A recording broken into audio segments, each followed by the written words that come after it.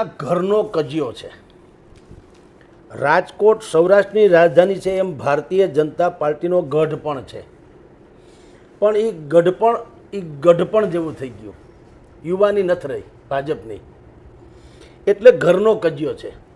ભારતીય જનતા પાર્ટીએ કેટલા 70% જેટલા ઉમેદવારોને બદલાવી નાખ્યા પરિવર્તનની લહેર માટે. જેન જી જે આપણે કહીએ છીએ ને, નવી જનરેશન માટે, યુવા, ફ્રેશ વગેરે વગેરે. નિયમ કર્યો 60+ હોય એને નહીં આપી, સગાવાદવાળાને નહીં આપી, 3 ટર્મથી વધુ ચૂંટણી લડ્યા જીતા હાર્યા હોય એને ન આપી, વગેરે વગેરે. એને કારણે આ ચૂંટણી વધુ રસપ્રદ અને રોમાંચક બની ગઈ. અન્યથા વન સાઇડેડ જ હતું. ભારતીય જનતા પાર્ટીની સામે કોંગ્રેસ અને આમ આદમી પાર્ટી એ વિપક્ષમાં તો હતી જ, પણ જો અત્યારે જે ભારતીય જનતા પાર્ટી 3 ક્રાઇટેરિયા 60+ ને નહીં, 3 ચૂંટણીથી વધુ લડ્યા હોય એને નહીં, સગાવાદ નહીં, વગેરે વગેરે, એવું કંઈ ન કર્યું હોત અને પરિવર્તનના નામે 70% જેટલા ઉમેદવારોને ફેરવી તોડ્યા ન હોત તો રિઝલ્ટ અત્યારે છે એના કરતાં વધુ સાફ હોત.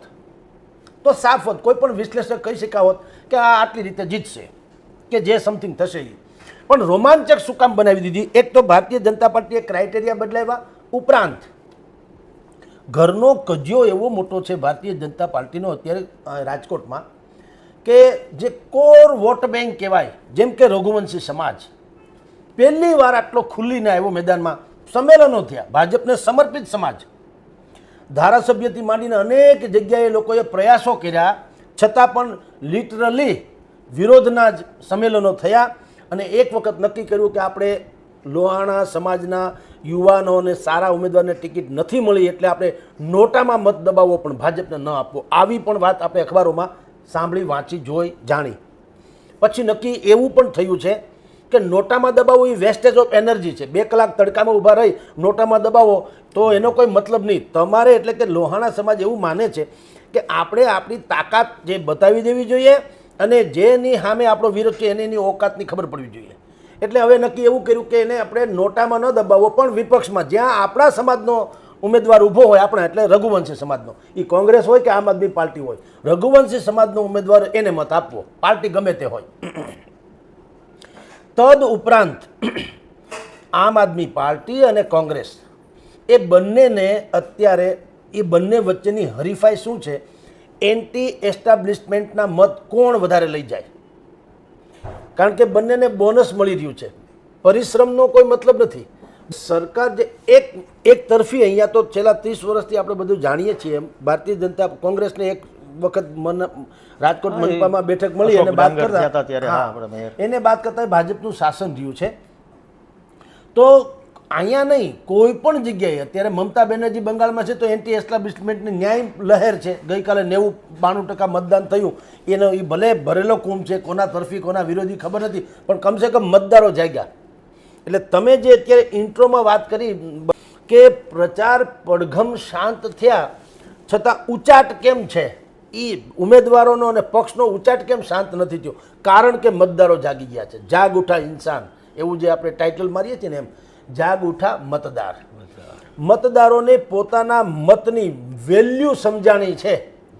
તમે કલ્પના ન કરો એવી સ્થિતિમાં પહેલી વખત ભારતીય જનતા પાર્ટીના દિગ્ગજ ચાણક્ય કહી શકાય એવા લોકોનો યા તો હુરિયો બોલ્યો, યા એને પાછા જવાનું કીધું, અથવા તો એને સવાલ કર્યા સમાજે કે તમે આટલી વ્યવસ્થા કેમ ન કરી, અથવા તો તમે તમારું કામનો હિસાબ આપો. તો આ જે સ્થિતિનું નિર્માણ થયું છે એને કારણે ઉચાટ જે છે એ હજી એમનેમ છે. કારણ કે એન્ટી એસ્ટાબ્લિશમેન્ટની જે વાત છે સરકાર વિરોધી મતની, પણ એ કોણ લઈ જશે? કોંગ્રેસ કે આમ આદમી પાર્ટી? એ બંને એના માટે છે ને ઉચાટ છે. અને ભારતીય જનતા પાર્ટીને એમ છે કે આ કોઈ પણ ભોગે સત્તા વિરોધી લહેર જો જાડી ન બને અને એને ડેમેજ કંટ્રોલ કરી શકાય, એટલે એને ઉચાટ હજી સમાવેશ નથી. આમ ત્રણેયનો ઉચાટ જે છે એ યથાવત છે. જનતા બિલકુલ દર્શકોની જેમ પહેલી વખત પોતાના મતનું મૂલ્ય કરી અને આરામથી બેઠી છે. 916 માર્કાવાળું સોનું વેચવું હોય તો વેપારી જેમ રોડ ઉપર આવીને ગ્રાહકને બોલાવતો નથી, એવી રીતે મતદારો જે છે આરામથી બેઠા છે 26 તારીખની રાહ. અત્યારે તો ભરેલો કુંભ છે. ખબર નથી કે સરકાર વિરોધી લહેરથી કોને ફળે, એ જુદી ઘટના છે, કે પછી સરકાર ડેમેજ કંટ્રોલ કરી શકે છે. આ બે પ્રશ્ન પછી પરિણામ જે આવે તે, પણ એક વસ્તુ નક્કી છે, શાસક પક્ષ માટે આ રેડ એલર્ટ, સાવધાની થવાની એમાં સંકેત મળવાના, અને વિપક્ષોએ આમ આદમી હોય, કોંગ્રેસ હોય, એ કેટલાક લોકો અસંતુષ્ટ જે અત્યારે અપક્ષ તરીકે ઊભા છે, એ બધાએ એણે રણનીતિ કઈ ઘડવી એનું બ્લુ પ્રિન્ટ મળી જશે. આમાંથી જે સબક નહીં લે, આ ચૂંટણીમાંથી સબક લેશે એનો જય જયકાર, નહીં લેશે એનો હાહાકાર. આ નિશ્ચિત વાત છે, કારણ કે જનમત તો નક્કી થઈ જવાનો, કોણ જીતે કોણ હારે પછીની વાત છે. જનતા શું ઈચ્છે છે, જનતાના મગજમાં સરકાર, આમાં તો મેં કીધું ને, અત્યારે જે ચૂંટણી થઈ રહી છે ને, બે જ તો મેઇન મુદ્દા છે, બીજું બધું જવા દો. બે જ મુદ્દા, પ્રો ગવર્મેન્ટ, એન્ટી ગવર્મેન્ટ, આ બે જ મુદ્દા છે. એટલે તો તમે જુઓ અહીંયા ભારતીય જનતા પાર્ટીના જેટલા તમે પોસ્ટર વગેરે જુઓ છો પ્રચારના, યુસીસી લાવનારું પહેલું રાજ્ય, 53 તલાક નાબૂદ કરનારું પહેલું રાજ્ય, બરાબર છે, આ ટાઈપના મુદ્દા જે રાષ્ટ્રીય કક્ષાના છે, એને આને કંઈ લેવા દેવા નથી હોતા. અહીંયા તો નળ ગટર લાઇટવાળી વાતો હોવી જોઈએ, પણ એ કામ એમ કે છે કે અમે તો કરી ચૂક્યા છીએ, એટલે અમે રાષ્ટ્રીય વાત કરીએ છીએ. પણ સરવાળે તમને કહું કે જે ગણો તે બે જ મુદ્દા મુખ્ય છે, અને એસિડ ટેસ્ટ જેવા તમામ પક્ષો માટે, શાસક વિપક્ષ બધા માટે, કે વિપક્ષો જો આ વખતે દાખલા તરીકે બલુભાઈ ધારો કે થોડોક નોંધપાત્ર દેખાવ કરે, ફોર એક્ઝામ્પલ નોંધપાત્ર, તો એનો અર્થ વિપક્ષોએ એવું સમજવું જોઈએ કે જનતા તો હજી ઈચ્છે છે પરિવર્તન, પણ તમે એને લાયક નથી. જો તમે લાયકાત કેળવો તો જનતા વધુ તમારામાં ભરોસો મૂકે, એનો ગુજરાતી થાય. અને શાસક પક્ષને પણ એવું છે કે ભાઈ તમે ભલે ગમે તે માનતા હોય કે વિકાસની વાતો કરતા હો કે જે કરતા હો તે, જનતામાં તમારા પ્રત્યે નારાજગી જન્મી તો જન્મી કેમ, અને એ નારાજગીને ટાઢી નહીં પડે તો 27માં તમે વેતરણી તરશો કેમ. આ બે વાત જે છે એ એસિડ ટેસ્ટ જેવી સાબિત થવાની આ પરિણામોમાં. 18 વોર્ડ રાજકોટના છે, એમાં કયા વોર્ડમાં શું ડખો છે, બાકી જે વોર્ડના હું નામ ન લઉં, સમજવું કે ત્યાં Bharatiya Janata party winning point ઉપર છે. પણ ધારો કે વોર્ડ નંબર 2 ત્યાં લોહાણા આંદોલન સૌથી મોટું અસરકારક ઇફેક્ટ એમાં થાય, નૈનાબા કદાચ જીતી જાય, અને જે ધૈર્યભાઈને ટિકિટ આપી છે એને બહુ વિરોધ થઈ રહ્યો છે વગેરે વગેરે. વોર્ડ નંબર 3 તો એમાં 2 ટિકિટ જે છે, અતુલ રાજાણી, ગાયત્રીબાઈ, તો આપણે જાણીએ છીએ સક્ષમમાં સક્ષમ 108ની છાપ ધરાવે છે કોંગ્રેસના, એટલે એનો કદાચ મેળ પડી જાય. 4 નંબરમાં રાહુલ ભુવા આમ આદમી પાર્ટીના છે, એ તાકાતવાળા ધારાસભ્ય લડી ચૂક્યા છે, અને આપણે જાણીએ છીએ ને, તો એનો ગયા વખતે પણ સારી લીડ મેળવી હતી. 5 નંબરના વોર્ડમાં કોંગ્રેસનો કોઈ મેળ પડે એમ નથી, ત્યાં લીડ ભારતીય જનતા પાર્ટીનું થાય એમ છે. 6 નંબરમાં કોંગ્રેસના દેવુબેન જાદવ, ભલે ભારતીય જનતા પાર્ટીને ભ્રષ્ટાચારના આરોપસર સસ્પેન્ડ કરેલા, પરંતુ દલિત, માઇનોરિટીઝ અને કોળી સમાજ ઓબીસી આ ત્રણેયના મત ઉપર એનો પ્રભાવ તો છે, એટલે કદાચ ત્યાં 6 નંબરમાં દેવુબેનનો પણ ગણાય છે. 7 અને 8માં તો ભારતીય જનતા પાર્ટીની પેનલ છે.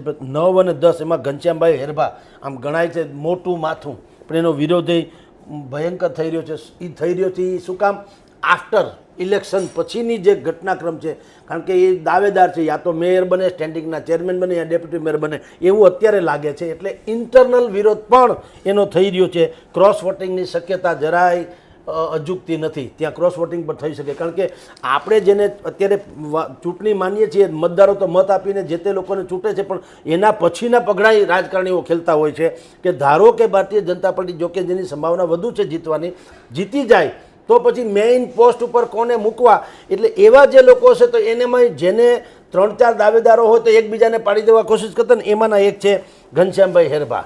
તો એની સામે આવો ડખો થઈ શકે. રાજકારણનો અત્યારે જે સ્થિતિ ચાલી રહી છે જોતા આવી સંભાવના છે કે સત્તા તો ભારતીય જનતા પાર્ટીની રહેશે જ, પરંતુ સબક સાથે રહેશે. એને એલર્ટ થઈ, કારણ કે કોરોના જેવા કાળમાં પણ જો 4 જ બેઠક વિપક્ષોને મળી હતી, બાકી 72માંથી બાકીની 68 બેઠક ભારતીય જનતા પાર્ટીએ લીધી હોય, તો અત્યારે કોરોના જેવો કાળ તો છે નહીં, બલકે વિપક્ષ નામે આમ કોઈ વ્યવસ્થા નહોતી, જનતા વિપક્ષ બનીને ઊભી છે, કોઈ પક્ષ નહીં. પહેલી વખત એવું જોવા મળ્યું, જેથી કરીને અહીંયા હર્ષભાઈ સંઘવીએ રોડ શો કર્યા છે. અહીંયા રાજ્ય કક્ષાના નહીં, કોંગ્રેસમાં અને આમ આદમીના એણે રાષ્ટ્રીય કક્ષાના નેતાને પણ અહીં ઉતારવા પડ્યા. જે મનીષ સિસોદિયાજી, આજે જ રાજકોટમાં આપણે ચર્ચા કરી હતી, ત્યારે કોંગ્રેસના મુકુલ વાસનિક છે જે પ્રભારી છે એ. તો આવા આ સ્થાનિક સ્વરાજ્યની ચૂંટણીમાં આવડા મોટા નેતાઓ ભૂતકાળમાં આવ્યા નહોતા, આવવાની જરૂર નથી, કારણ કે આ તો તમારા કામના આધારે જ તમને મત આપવાની વાતો છે, કારણ કે લોકો ઓળખતા હોય ને, આમાં કોઈ વેવ્સ કે ચહેરો કે એવું ન ચાલે. તમારો પહેલો સગો પાડોશી, તમે ખભે હાથ મૂકીને જેને કામ સોંપી શકો અથવા ઠપકો આપી શકો એવા લોકોની ચૂંટણી કરવાની છે. તો એમાં તમારે બાકીના ઇન્ટરનેશનલ કે નેશનલ લેવલની કોઈ વાતનો મતલબ નથી રહેતો. તેમ છતાં લોકો ઉતરા છે એનું ગુજરાતી એ છે કે ટર્ફ ફાઇટ છે. એટલે જ મેં આપને શરૂઆતમાં કીધી કે આ જે સેમિફાઇનલ માનવામાં આવે છે એ ખરા અર્થમાં તો પક્ષો માટે ફાઇનલ છે, ઉમેદવારો માટે ફાઇનલ છે. આ કે હવે અભી નહીં તો કભી નહીં, આના ઉપરથી ધડો બહુ મોટો ત્રણેય પક્ષો માટે, શાસક વિપક્ષ બધાય ત્રણેય પક્ષો માટે આ એક ધડારૂપ ચૂંટણી થવાની છે. આના ઉપરથી ધડો નહીં લે એનો કદાપી ધડો નજીકના ભવિષ્યમાં નહીં થઈ, લખી રાખજો. જો કે ભારતીય જનતા પાર્ટીમાં એ તો બુદ્ધિપૂર્વકનો, તમે જાણો છો પરિવર્તન સંસાર કા નિયમ હોતા है, ભાજપ કા ભી નિયમ है. એણે તો દુનિયાભરની બધી, જો પહેલાં આપણે બધામાં તો સોશિયલ મીડિયામાં હતા સૌથી વધુ એક્ટિવ ભારતીય જનતા પાર્ટીએ સાયબર સેલ ઊભો કરેલો. અત્યારે પરિવર્તનના નામે તમે જુઓ કેટલાય લોકો જે છે એને 70% લોકોને બદલાવી નાખ્યા અને જેનજીને લઈ આવ્યા. એણે પરિવર્તન દાખ્યું જ છે. કોંગ્રેસ કે આમ આદમીની જેમ એણે પકડીને, આમ આદમી પાસે તો જોકે ઉમેદવારોની ખામી છે, જુદી વાત છે. 9660 બેઠક ટોટલ લડાઈ રહી છે ગ્રામ પંચાયતથી માંડીને, તો પણ એમાં 3-4 હજાર લોકો, ઈસુદાન મતલબ છે 5-1000 લોકો લડે છે. પણ તોય 50% તો તમને, જો 50% ઉમેદવાર ન મળે હોય તો મતદાર ક્યાંથી મળે? આ સીધી વાત તો સમજી શકાય ને. નહીતર પડાપડી તો ઉમેદવાર થવામાં થવી જોઈએ ને. કોંગ્રેસમાં થઈ, આ વખતે પહેલી વખત એવું થયું કોંગ્રેસમાં થઈ. શું કામ? બ્રેકઅપ જે આમ આદમી પાર્ટીનું થયું એટલે લોકોને વળી પાછા કોંગ્રેસ તરફ, કે આ જૂની જાણીતી પાર્ટી તો કરી, એટલે એન્ટી એસ્ટાબ્લિશના વધુ મતો જે છે એ કોંગ્રેસ તરફ જતા દેખાઈ રહ્યા છે. આમ આદમી ઇન્ડિવિજ્યુઅલ કેસમાં જે લોકો વધારે પોપ્યુલર છે, સારા છે, સમર્પિત છે, જેમ કે આપણે કેમ ગોપાલ ઇટાલિયા ભલે લડતા નથી પણ એક છે ચહેરો છે, એવી રીતે આમ આદમી પાર્ટીમાં એવા જે લોકો છે એ 100% તરી જશે કાસ્ટ વાઇઝ ને જે કોઈ એની ગણતરી પ્રમાણે રહેશે એને. પણ બાકી ઊભા ખાતર ઊભા છે એનો મેળ નહીં પડે તો લોકો કોંગ્રેસ તરફ જશે. એટલે તમને કહું કે આ ટેસ્ટ કેસ થવાનો, આ ચૂંટણી સ્થાનિક સ્વરાજ્યની ગુજરાતના ઇતિહાસની સૌથી ચર્ચિત ચૂંટણી બનવાની અને સિમ્બોલાઇઝવાળી ચૂંટણી બનવાની, સાવધાનીવાળી ચૂંટણી બનવાની, માઇલસ્ટોન બનવાની. આમાંથી દરેક સમાજે, એટલે દરેક પક્ષે એમાંથી ધડો લેવો પડશે કે 27 પહેલાં આપણે શું કરીએ તો સત્તા ઉપર આવી શકીએ અથવા તો સત્તાની નજીક જઈ શકીએ.